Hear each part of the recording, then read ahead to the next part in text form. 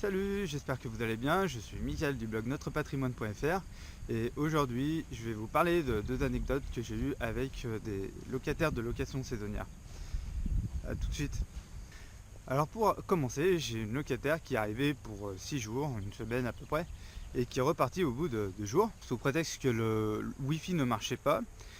Et alors qu'en fait, vous savez, j'ai le logo Business Travel sur Airbnb, c'est-à-dire que les gens sont contents du Wi-Fi, de Internet. Et en plus, il y a même un petit endroit où on peut connecter son petit câble Ethernet. Donc voilà, il n'y a vraiment pas de problème. Il y a même une personne qui est arrivée le lendemain qui a dit que Internet était nickel, il n'y avait pas de problème. Alors cette personne a déclenché un litige sur Airbnb et pour éviter que ce litige ait lieu, avant je lui avais proposé un arrangement. Donc j'avais pas le choix que de lui faire rembourser 3 jours, que de lui rembourser 3 jours au lieu de 2. Et ça lui convenait pas du tout, alors du coup elle a demandé à Airbnb qu'il y ait un litige, enfin voilà, une déclaration de litige, tout ça.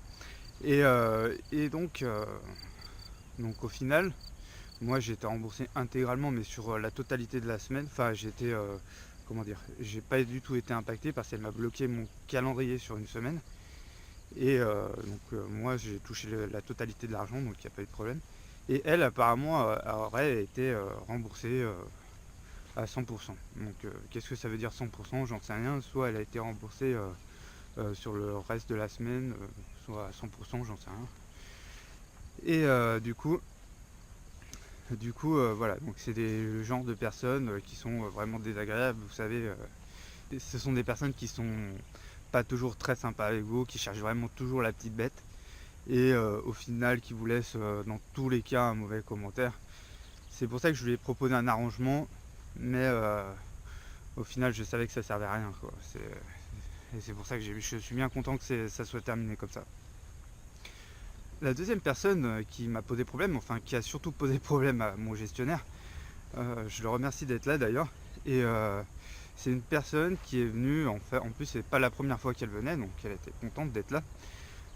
C'est une personne qui est très pointilleuse, vous savez, et donc elle est arrivée comme ça, il y avait des miettes de pain le frigo. Alors en général le frigo est nettoyé, donc il ne devrait pas y avoir de problème. Mais là, il y avait des miettes de pain et elle pouvait pas mettre sa nourriture dans le frigo. Donc elle a appelé le gestionnaire, elle a dit oui, non, je vais être remboursé. Hein. Et, du coup, mon gestionnaire a dit ben, pas de problème, je vous rembourse les frais de ménage, si c'est que ça. Et, donc après, il y a même la mère de la fille qui était là, qui a appelé mon gestionnaire.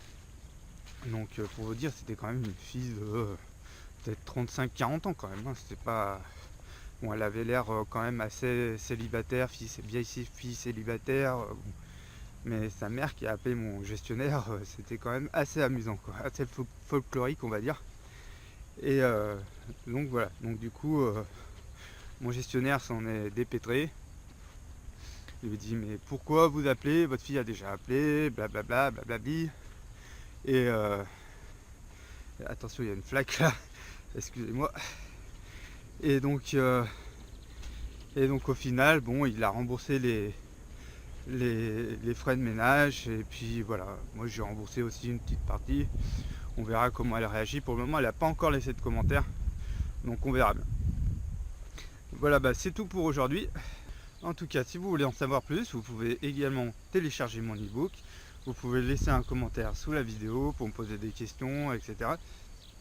Et puis vous pouvez également aller sur mon blog ou vous abonner à la chaîne. Et on se retrouve bientôt dans un prochain article ou une prochaine vidéo. Allez, à bientôt!